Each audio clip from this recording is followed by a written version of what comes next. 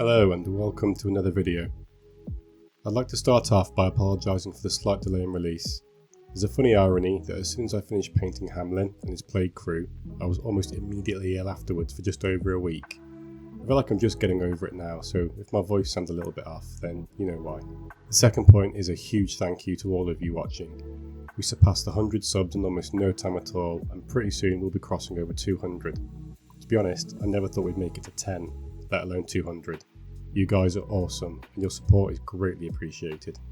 The point of this video is just a little bit of insight and looking back over how we've progressed playing this game over the last couple of years. Overall, I've been flipping cards and pushing around Malifaux models for about 2 years now. I would say, in quotes, seriously, for about 12 months. After getting my arse kicked at Nationals last year, I decided it was time to kind of put a bit more effort in and start paying a bit more attention to the models and the cards. John's played a little bit longer than me, and as much as I hate to admit it, he's a bit ahead of me skill-wise. Okay John, I said the thing, now pay up. And I've learnt a great many lessons along the way, both on and off the tabletop. So if you feel like you're struggling with Malifaux, or any other tabletop games in general for that matter, hopefully this will add a little bit of a silver lining to that grey cloud looming over your head. Starting off with number 10. Take your time in a controlled environment.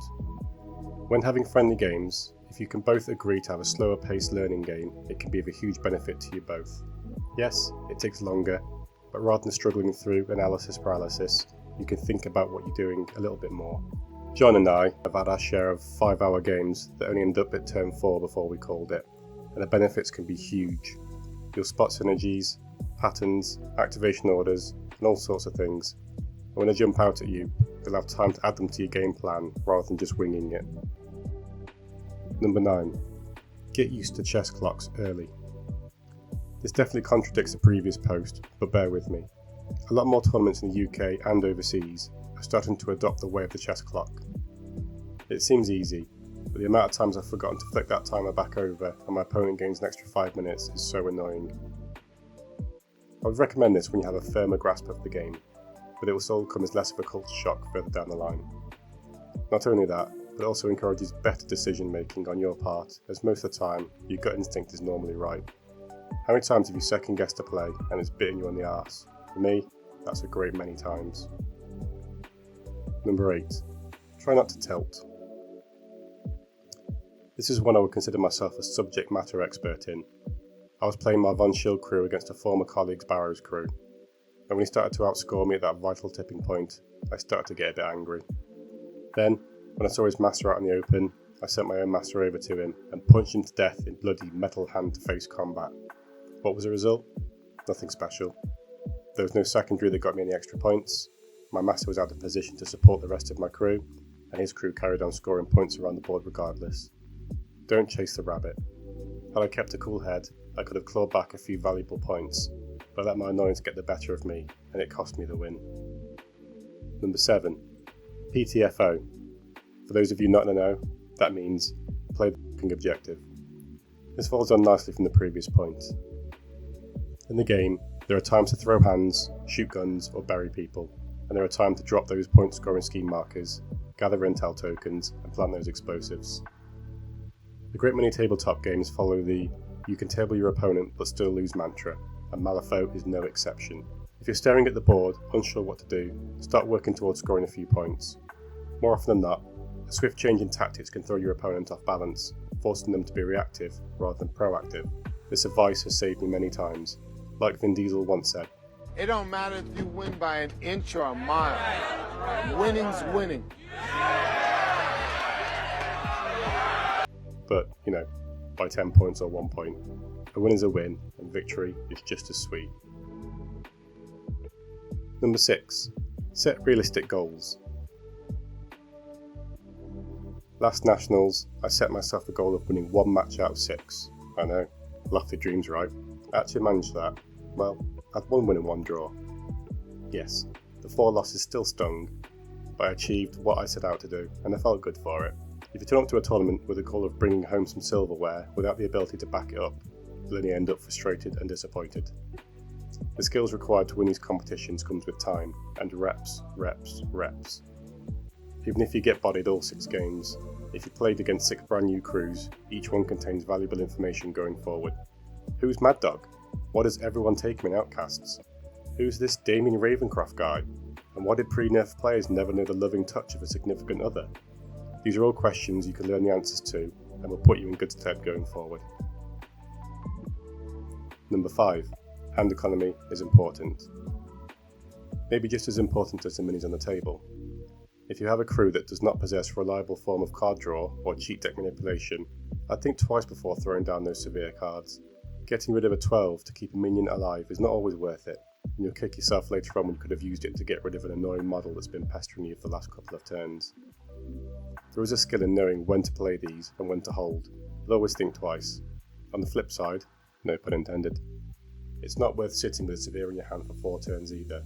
A Hail Mary play does not always come up, but when it does, it's glorious. Just know when to spot it. If you're a dirty Hamlin player like me, and every time one of your 12 rats dies to a stiff breeze and you draw a card, it's not so bad. But we're not all that lucky. Every crew varies in hand draw and hand manipulation. It's just getting to know what works best for you. Number 4. Crew fatigue is real, and it's okay. You painted your first box up, added to the keyword, bought a few versatiles, and suddenly that day has come where you just don't love it the same way anymore. Like that annoying ex that used to get on your very last nerve every single day, but you stuck around anyway because you felt like it was the right thing to do. Sometimes you just need to move on. Unlike your ex, however, it is okay to give your old crew some space, some time, and come back later. A fresh crew gives a fresh perspective, a fresh playstyle, and reignite your passion for the game. You'll have new puzzles to figure out, new stuff to build. Your painting's probably improved by now too, so you'll have a fresh looking crew to show off. Just don't be afraid to try something a little different. Just try not to be a crew slot though and dabble with 50 odd masters. You'll get a bad reputation and attachment issues. It's not a good look. Number 3. Read the small print. I am terrible for skim reading.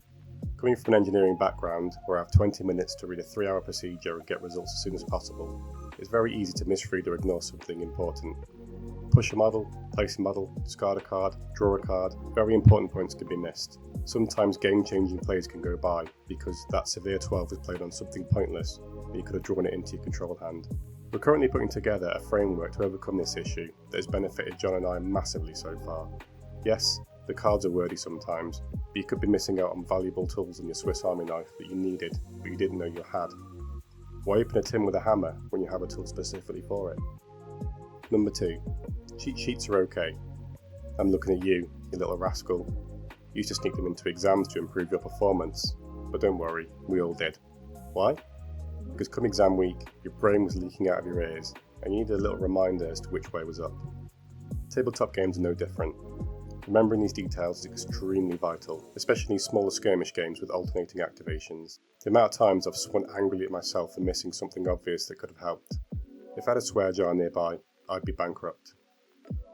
Recently I started playing Plague, so I've made myself a cheat sheet of what gives out blight and what spawn rats. It's on the front of the card or the back of the card and when it happens. I'll tell you now, it was a godsend. I achieved a first draw on my first ever game with a new crew, so the proof is in the pudding. Cheat sheets aren't illegal, they're a tool to be utilised. Number 1. When you really boil it down. An average crew of 7 models, including a master, will have 75 single actions to win the game. 75 on average. 6 models have 2 actions per activation, and a master has 3 actions per activation. Times that by 5. But it's not that simple. You're not going to successfully flip every card that you need to, and you're going to lose models as the encounter drags on. When John showed me the numbers, my mind was blown. It really puts into perspective how important every decision is. You're not going to make the right one every time, and the cards will not always be in your favour, but rectification and adjusting to situations will get you a long way. Don't think of this as a doomsday clock ticking down towards defeat, however. You forcing your opponent to cheat a high card, making their model slow, stealing their intel marker, you're chipping away at their action economy, but they'll be doing the same to you. The name of the game is always maximising your own and whittling down theirs. This is just a brief look back at the things I've learned over the last couple of years, and are probably the most prominent points that have stuck with me throughout my time gaming. Hopefully you'll take a few of these points and sort of carry them forwards. Just things to bear in mind. I'm currently on a losing streak now of about 8 losses and 3 draws, so it can be tough sometimes. You lose sight of your end goal and you'll get frustrated, but believe me, we're all human and it happens to everybody. Thank you for tuning in to this latest video. We're Bang Average Gaming, and don't forget, it's okay to be mid-table. Goodbye for now.